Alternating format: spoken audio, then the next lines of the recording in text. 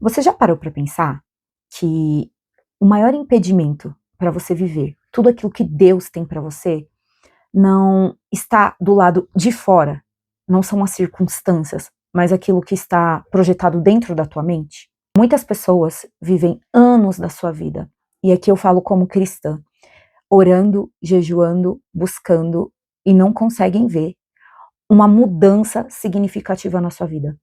Pessoas que vivem um ciclo de derrota, de fracasso, de autocomiseração, pessoas que passaram por momentos de dificuldade, talvez uma rejeição, um abandono, um trauma, uma palavra que foi dita para ela, e ela fica aprisionada num passado de dor, de derrota, e não consegue avançar para um futuro glorioso no qual o Senhor tem preparado para mim e para a tua vida. Infelizmente, existem muitas pessoas que estão aprisionadas ao seu passado. Um passado de medo, de culpa, de rejeição. Sabe por que isso acontece? Porque muitos de nós não sabemos a nossa verdadeira identidade em Cristo Jesus. É absolutamente possível você ter sido comprado pelo preço de sangue que Jesus pagou naquela cruz. Você já ter sido chamado como filho, como filha. Está perdoado todos os seus pecados. E ainda assim, ter uma identidade de órfão e não de filho. Você sabe por que isso acontece? Porque muitos de nós não sabemos a nossa verdadeira identidade em Cristo Jesus. A paz do Senhor. Se você não me conhece, eu me chamo Tamires, e o Espírito Santo de Deus ministrou uma palavra ao meu coração e eu quero dividir ela com você neste dia. E ela está lá no livro de Romanos, no seu capítulo 8 e o seu versículo 17. Ora, se somos filhos, somos também herdeiros, herdeiros de Deus e co-herdeiros com Cristo. Se com ele sofremos, também com ele seremos glorificados. Quando Paulo escreveu esse texto de Romanos, os cristãos daquela época entenderam imediatamente o que ele estava querendo dizer sobre espírito de adoção. No contexto de Roma, a adoção não era apenas um gesto de carinho, de generosidade, mas era uma mudança completa de identidade. A pessoa que recebia a adoção naquela época, ela tinha o seu passado apagado, seu nome alterado e recebia uma nova posição social. A partir da adoção, ela recebia o direito de herança, um novo nome, uma nova família e uma nova posição social também. Isso significa que, naquela época, no contexto da adoção, toda pessoa que recebia a adoção receberia também os direitos de um herdeiro legítimo. E é isso que Cristo fez por nós, quando ele se entregou na cruz do Calvário. Nós éramos escravos, quando Cristo foi para o madeiro, se tornando maldito para a remissão dos nossos pecados, nós passamos a ser chamados de filhos.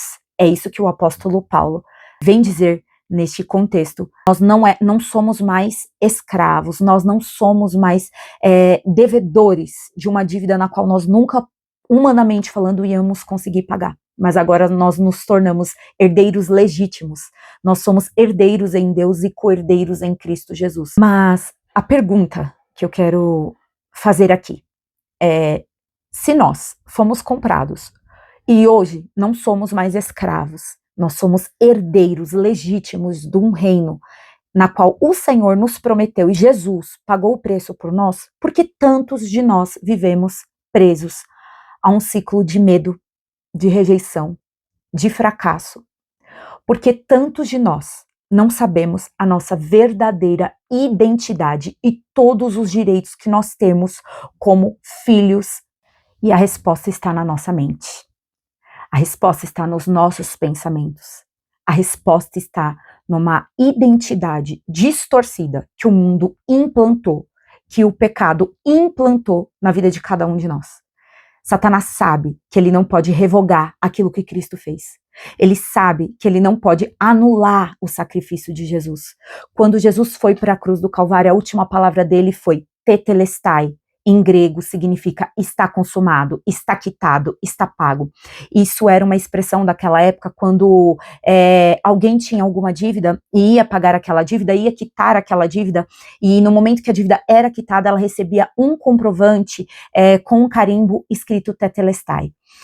significava que ela não tinha mais dívida nenhuma, e foi por isso que Jesus declarou na cruz do Calvário: vocês estão livres desta dívida, vocês estão livres do pecado, vocês estão livres da orfandade, agora vocês têm um pai, vocês não são mais um povo subjugado, não existe mais dívida, agora vocês podem acessar o reino. E nós somos bombardeados por mentiras das trevas. A Bíblia diz que Satanás veio para matar, roubar e destruir. E muitos de nós temos sido roubados na nossa identidade. Uma das formas dele trabalhar é mentir sobre a nossa identidade, dizendo: você não vai conseguir, você não é amado. Olha só, todo mundo está conquistando, você não vai conseguir conquistar.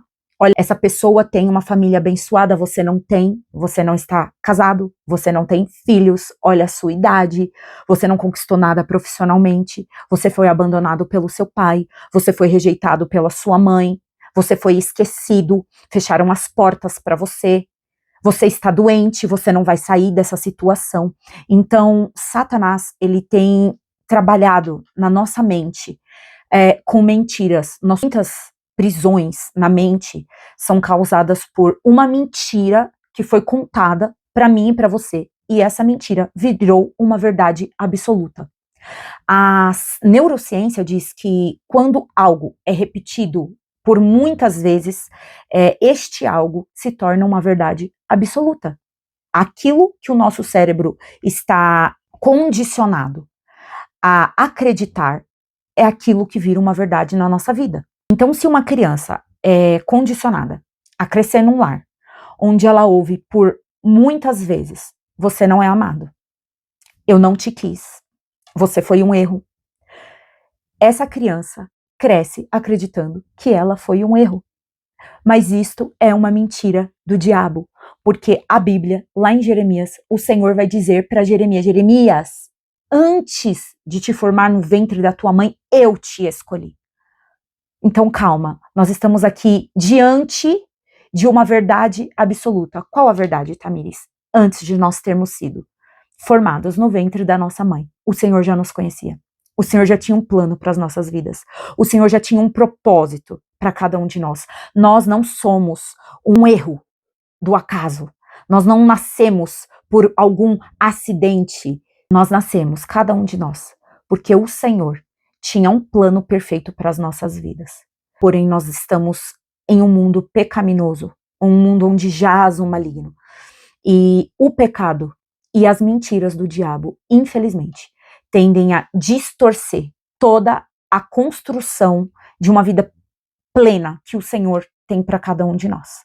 Não estou aqui dizendo que você não vai passar por dores e que a sua vida vai ser perfeita aqui na Terra, porque o próprio Jesus disse que neste mundo nós teríamos aflições, mas nós deveríamos ter bom ânimo, porque Ele já venceu o mundo. Eu quero dizer que a sua ferida é real, a sua dor é real, o seu trauma é real.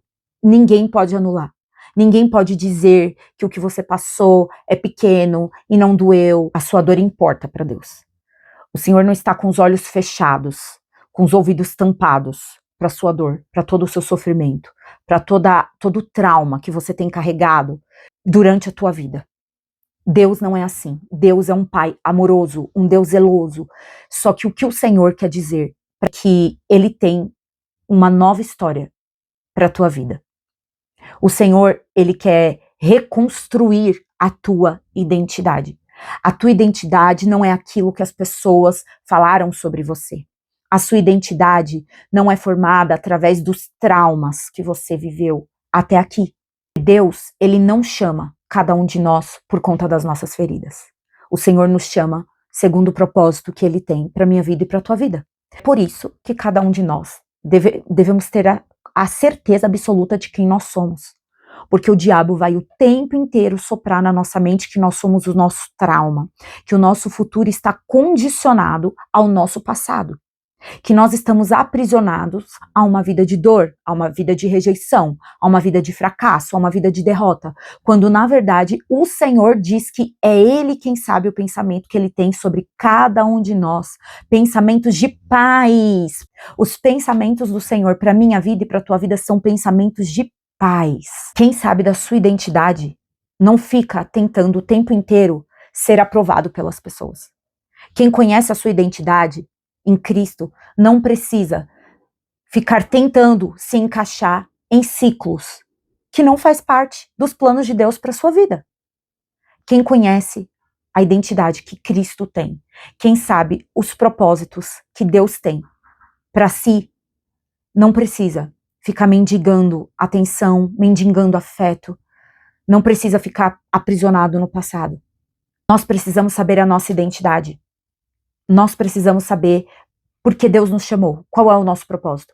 E isso a gente só conquista através da intimidade, através de um relacionamento profundo com Deus.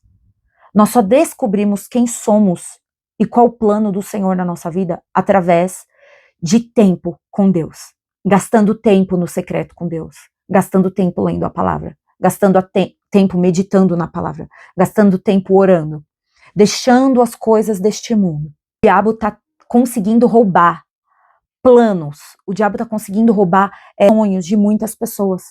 Porque as pessoas não sabem o que Deus tem para cada um. Então, tanto faz. Se eu conseguir terminar a faculdade, tudo bem. Se eu conseguir terminar esse curso, tudo bem. Se eu conseguir concretizar tal sonho, tudo bem, tanto faz. Mas isso é de quem tem a mente de escravo. Porque a pessoa que não sabe ir para onde ir, qualquer lugar serve. Mas a pessoa que tem a sua personalidade, a sua identidade em Cristo Jesus, sabe o propósito de Deus na vida dela. Então, não tem que aceitar o conformismo. O cristão não tem que aceitar viver da maneira que o mundo vive, fazer o que o mundo faz. O cristão não tem que aceitar viver uma vida mediana. E aqui eu não estou falando sobre bens materiais, eu estou falando sobre prosperidade. Prosperidade é estar bem em todas as áreas da nossa vida. É claro que nós vamos passar por dias difíceis, mas se você está vendo que está tudo travado, tudo dando errado, e você se conforma, é porque você não sabe qual é a sua identidade em Cristo Jesus. Pare de aceitar o conformismo. Pare de aceitar ser uma pessoa indigna, de achar que você é indigno. O Senhor não te chamou para isso. O Senhor te chamou para ser herdeiro dele e cordeiro de Cristo. O Senhor tem planos maravilhosos para cada um de nós. O Senhor, ele tem planos maiores do que você imaginou. É necessário nós sabermos quem nós somos e tomar posse daquilo que o Senhor tem para minha vida e para a tua vida. Nas batalhas espirituais, a gente não entra de cabeça baixa, a gente não vê na guerra um guerreiro indo de cabeça baixa, nós vemos sempre soldados valentes. Nós não enfrentamos batalhas de cabeça baixa. Todos nós temos dias maus, mas existem momentos da nossa vida que é necessário a gente se levantar, tomar uma posição, tomar rédeas da nossa vida, saber o que Deus tem para cada um de nós e declarar as verdades de Deus para a nossa vida. Tem horas que nós vamos ter que pregar para nós mesmos. Tem horas na nossa vida que nós vamos ter que tomar um posicionamento. Você não é filho do abandono. Você não é filho da rejeição. Você não é filho dos seus traumas. Você não é filho do que fizeram para você. Você é filho de Deus. Você é filho amado. Você foi comprado por preço de sangue. Se levanta neste dia com autoridade, declare a palavra de Deus todos os dias para você mesmo, até que isso vire uma verdade absoluta, porque é a verdade absoluta na nossa vida. Os momentos de crise não definem a minha vida e a tua vida. E é lindo porque quando nós entendemos isso, nós passamos a viver o novo de Deus. E o novo de Deus não é quando as circunstâncias mudam, é quando a nossa mente muda. É quando os nossos pensamentos se alinham à vontade de Deus, estão em alinhamento, em conformidade com aquilo que Deus prometeu para a minha vida e para a tua vida. Então aqui nós entendemos que não é sobre o ambiente que nós estamos inseridos. Aqui é sobre a palavra de Deus. Antes de Deus mudar a nossa realidade, mudar a nossa vida, ele muda primeiro quem nós achamos que nós somos. Um exemplo muito claro disso na Bíblia, e está lá no livro de Juízes 6, quando o Senhor chama Gideão contra o exército dos midianitas. A Bíblia diz que os midianitas eram como gafanhotos. e o povo de Deus vivia 7 anos se escondendo em cavernas, em buracos, por medo, porque eles plantavam, os midianitas vinham e roubavam tudo deles. Quando Gideão está ali malhando o trigo no lagar, fazendo o que era possível, no ambiente que ele estava inserido, o anjo do Senhor aparece para Gideão e fala: ei Gideão, homem valente e valoroso. Gideão, ele não se enxerga como um homem valente e valoroso, porque o cenário que ele estava inserido era totalmente contrário do que a palavra de Deus havia sido liberada pela vida dele.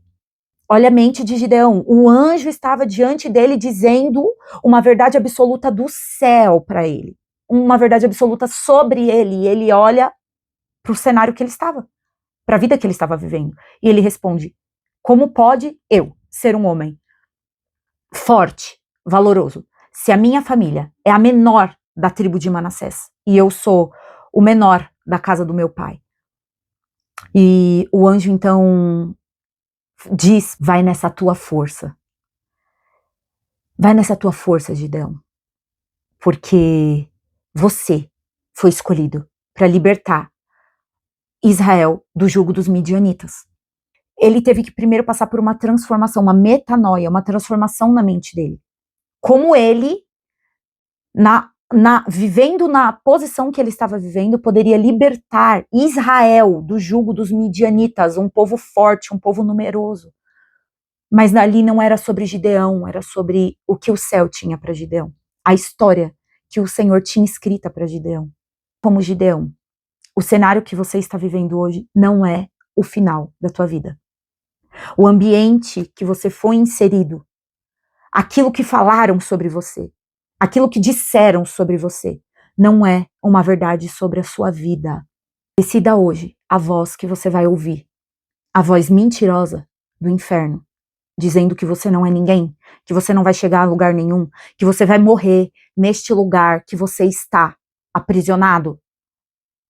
Ou você vai dar ouvidos à voz de Deus, dizendo que ele tem uma história para você, dizendo que ele tem uma identidade nova para você, dizendo que ele vai fazer coisas novas na tua vida. Ele não vai te privar de momentos de dor, não. Nós estamos aqui nessa terra e até que nós estejamos com Cristo, vamos ser participantes das dores. Paulo deixa muito claro: se com ele sofremos, com ele também seremos glorificados.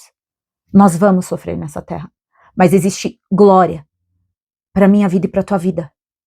Existe uma história que talvez tenha se iniciado de uma maneira não tão boa, de uma maneira que você não desejou, mas o final das coisas é melhor que o princípio delas.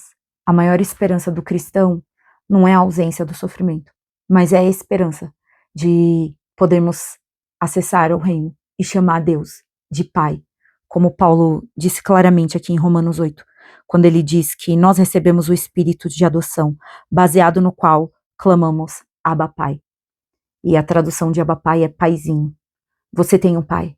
Você pode hoje chamar o teu pai, teu paizinho, o teu Abba, aí onde você está. Abrir o seu coração, dizendo: Senhor, até aqui eu tive uma vida de muitas dificuldades.